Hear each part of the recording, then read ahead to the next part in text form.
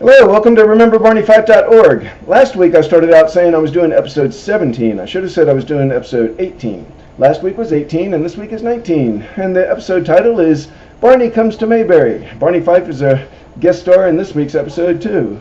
I got 2 weeks off from my job at the Raleigh Police Department for nabbing that supermarket robbery gang. My name has been in all the newspapers, and Indy is still in town, and he wants me to conduct a visit Mayberry during that 2 weeks. And I say, on one condition, I don't want any fuss made over me. I just want to slip into town, have a few laughs, and slip out. No publicity. And Indy tells me to let him know when I'm coming. And then he goes to the bus station to go back to Mayberry. And then back in Mayberry, on the day that you're due to arrive, which is a couple weeks later, Aunt Bee is all excited. Not only about the fact that you're coming, but it's also the day that Tina Andrews, a movie star who grew up in Mayberry, is coming to visit Mayberry for the first time since she made it big. And she's on the same train as you. And there's a band and a crowd, and all kinds of welcome home signs at the train station, and I see all that from the train window as we pull in, and I tell the guy sitting next to me that I told Andy not to do this.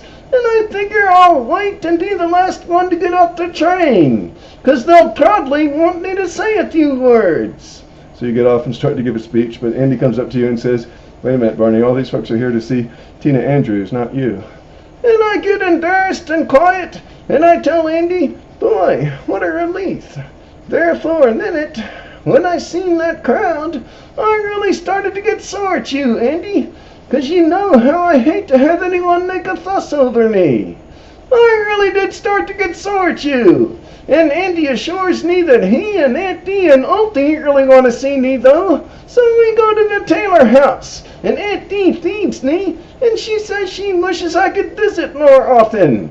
And Andy tells me that Tina Andrews, the movie star that all that crowd was there for, is just a stage name for Irene Flog. And I used to date her. And I said, "Irene Flog? You mean that skinny little girl with the freckles and the braces? That's Tina Andrews? That was a long time ago." And Andy says we should go over to the hotel before supper and visit her. She couldn't have forgotten old Tiger Fife. So we go. And meanwhile, Tina Andrews is at the hotel with her agent.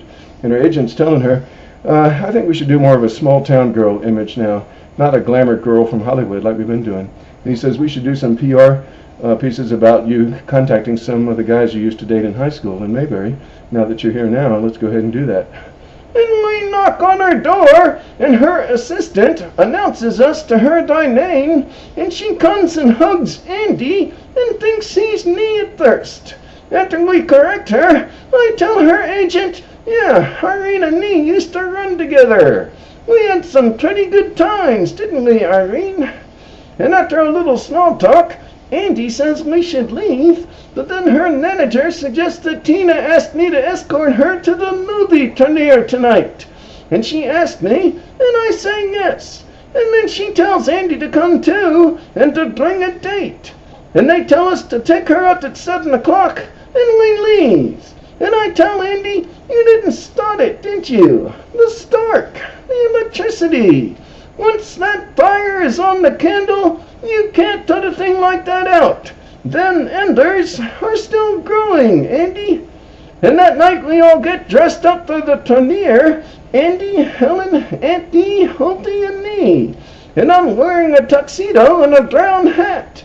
And Ultie says, "Aren't you supposed to wear a black hat with a tuxedo?" And I say it's a matter of taste, Ultie. And that night a TV reporter interviews her, and then he interviews you because you're her escort. And you keep trying to tell him that, "Yeah, I'm a Raleigh police detective who's just been in the newspaper recently." But he keeps ignoring that fact. And then everyone leaves, and I'm alone in the hotel lobby with Tina. And I tell her, "Well, I guess it's about time we had a little talk about old times." But then she starts cleaning the ashtrays left over from the party, and then her agent comes in and says Tina has an early morning interview with the radio station. So she says she has to go. And I say, "Well, you gotta get your sleep. But what about lunch tomorrow? Say about 1 o'clock. I know this great little spot."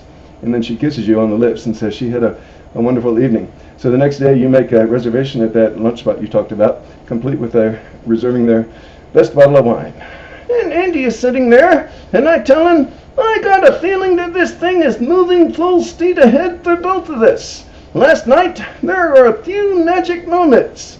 But then Tina's secretary calls, and she says that Tina left for California to go be with her fiancé. And Andy says, it's probably for the best, Barney. We had conflicting careers. And I say I better head back to Raleigh. They may need me back at the department. And I tell Andy, you start dealing with the woman, and you are dealing with a treacherous commodity.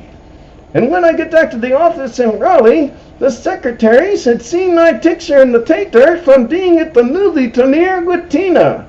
And they're a lot nicer to me than before. And they start giving me all these invitations, like to a Saturday night party and a Sunday brunch. And I say, yeah, I'm available. And later, I write Andy a letter that my social life in Raleigh is going real well. And he gets it and reads it to Aunt Dee, and she enjoys it. We'll see you next week for episode 20.